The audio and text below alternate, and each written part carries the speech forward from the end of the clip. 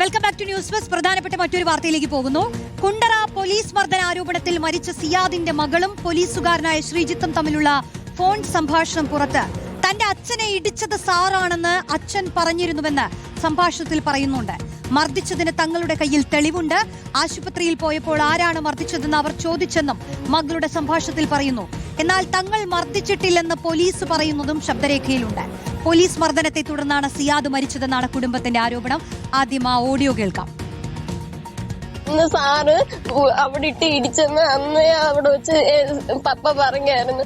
Sarah ഇടിച്ചെന്നും പറഞ്ഞ് ഇപ്പൊ എന്റെ പപ്പ പോയി. ഞാൻ എന്റെ കാര്യം പറയുന്നേ തെളിവുണ്ട് സാറേ.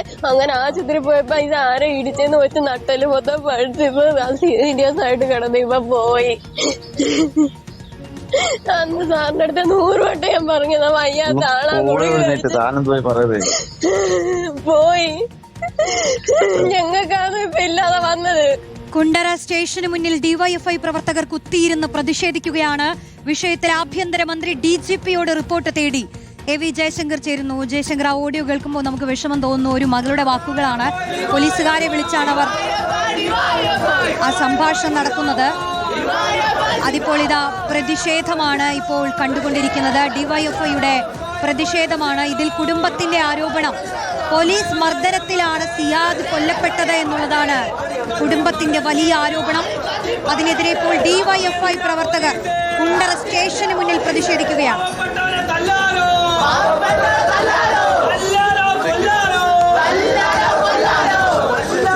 ഡിവൈഎഫ്ഐ പ്രവർത്തകർ ഇപ്പോൾ പ്രതിഷേധിക്കുന്നത് സിയാദിന്റെ മരണവുമായി ബന്ധപ്പെട്ട് അതിൽ പോലീസ് മർദ്ദനമാണ് ആ മരണത്തിലേക്ക് നയിച്ചെന്ന് ആക്ഷേപിച്ചുകൊണ്ട് ആരോപണം ഉന്നയിച്ചുകൊണ്ടാണ് നിലവിൽ ഡിവൈഎഫ്ഐ പ്രവർത്തകർ നിലവിൽ ഈ സ്റ്റേഷന്റെ മുന്നിൽ പ്രതിഷേധിക്കുന്നത്. കുറ്റക്കാർക്കെതിരെ നടപടി വേണമെന്നൊരു ആവശ്യം ഉന്നയിച്ചുകൊണ്ടാണ് ഇത്തരത്തിലൊരു പ്രതിഷേധം നടക്കുന്നത്.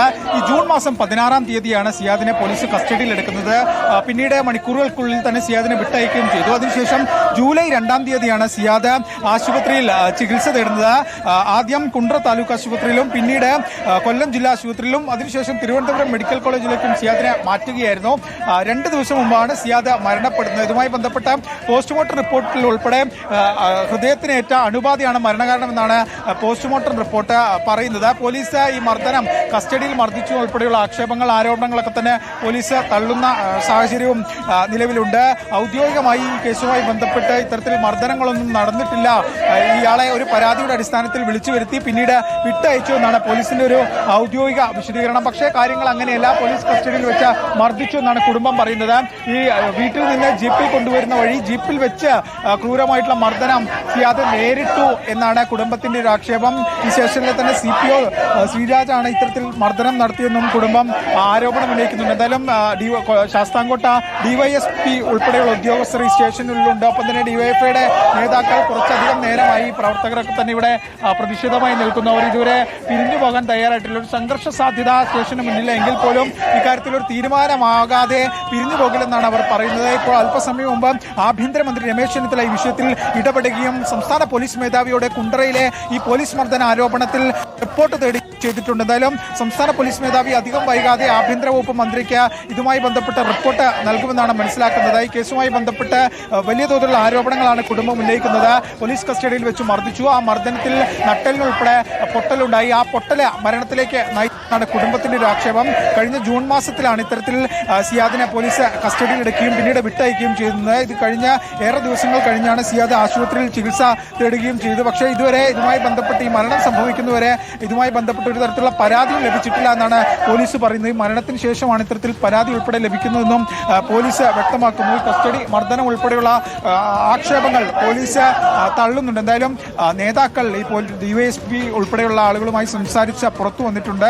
SL സജികുമാർ ഉൾപ്പെടെയുള്ള ആളുകളാണ് ഇവിടെയുള്ളത്. അവർ പ്രവർത്തകരോട് സംസാരിക്കുകയാണ്. DYSP ഏത് തരത്തിലുള്ള ചർച്ചയാണ് നടത്തിയെന്ന് അറിയില്ല. എന്തായാലും അക്കാര്യത്തിൽ ഉൾപ്പെടെ അവരുടെ പ്രതികരണം വരും. SL സജികുമാർ LDFന്റെ സ്ഥാനാർത്ഥിയായി കുണ്ടറ മണ്ഡലത്തിൽ മത്സരിച്ച ഇവിടുത്തെ പ്രാദേശിക നേതാക്കളിൽ പ്രധാനിയാണ്. അദ്ദേഹമാണ് DYFI പ്രവർത്തകർ ഇപ്പോൾ അനുനയിപ്പിക്കുന്നത്. നമ്മളെന്താ സംസാരിച്ചിരുന്നത്? അല്ല, സംസാരിച്ചില്ല. ബന്ധപ്പെട്ട ഉദ്യോഗസ്ഥരെ ചുമതലപ്പെടുത്തി നോക്കുക. അവർ നോക്കി സംസാരിച്ചതിന് ശേഷം ഈ നടന്ന സംഭവം DYSPയോട് വന്നിട്ടുള്ളൂ. ഉയർന്ന ഉദ്യോഗസ്ഥർ വരണമെന്ന് പറഞ്ഞ പക്ഷേ SP സ്ഥലത്തില്ല എന്നാണ് ഇപ്പോൾ പറയുന്നത്. ബന്ധപ്പെട്ട ഞങ്ങൾക്ക് ആഭ്യന്തരമന്ത്രി അടക്കം അതിനകത്ത് DGP അടക്കം ബന്ധപ്പെടാൻ കഴിഞ്ഞ സാഹചര്യം ഉണ്ടാക്കാമെന്നാണ് പറഞ്ഞത്. നോക്കട്ടെ, നോക്കിയതിനു ശേഷം അതിന്റെ വിവരങ്ങൾ വിശദമായി പറയാം. തേടിയെന്ന് പറയുന്നു. അതിന്റെ ബാക്കി വിവരങ്ങൾ ഞാൻ വിശദമായിട്ട് സംസാരിച്ചിട്ട് പറയാം. അപ്പൊ ഞങ്ങൾ സംസാരിക്കാൻ പോകുന്നേ ഉള്ളൂ. വന്ന ഉദ്യോഗസ്ഥരായിട്ട് സംസാരിക്കട്ടെ, സംസാരിച്ചിട്ട് പറയാം. പ്രതിഷേധം അല്ല, ആ സംസാരത്തിലേക്ക് വന്നിട്ടില്ല. പോലീസിന് ചില ഇതിനകത്ത് ഇറഗുലാരിറ്റീസ് പറ്റിയിട്ടുണ്ട്. അത് ക്ലിയർ ചെയ്യാനായിട്ട് നിൽക്കുകയാണ്. സംസാരിച്ചതിന് ശേഷം വിശദമായിട്ട് പറയാം. മാധ്യമങ്ങളോട് പറയാം. സംസാരിച്ചിട്ട് ഉടൻ തന്നെ പറയാം. ഒന്ന് മനസ്സിലാക്കട്ടെ. പറയാം, ഉടൻ പറയാം. എന്തായാലും വലിയ തോതിലുള്ള ഒരു പ്രതിഷേധമാണ് സ്റ്റേഷന് മുന്നിൽ ഇപ്പോഴും തുടരുന്നത്. ഒരു കൃത്യമായി മുതിർന്ന ഉദ്യോഗസ്ഥരുടെ ഉറപ്പ് ലഭിക്കണമെന്നാണ് SL സുജികുമാർ ഇപ്പോൾ പറയുന്നത്. പ്രാദേശിക CPM-ന്റെ പ്രധാനപ്പെട്ട നേതാവാണ് കുണ്ടേറിയിൽ. എന്തായാലും ഇതുമായി ബന്ധപ്പെട്ട് ഉന്നത ഉദ്യോഗസ്ഥർ ഉൾപ്പെടെ സ്റ്റേഷനിലേക്ക് വരണമെന്നൊരു ആവശ്യവും അവർ ഉന്നയിക്കുന്നുണ്ട്. എന്തായാലും പോലീസിന്റെ ഭാഗത്ത് ചില വീഴ്ചകൾ പറ്റിയ കാര്യങ്ങൾ കൃത്യമായൊരു മറുപടി പോലീസിന്റെ ഭാഗത്ത് ഉണ്ടാകണമെന്നാണ് SL സുജികുമാർ എന്തായാലും പറഞ്ഞത്.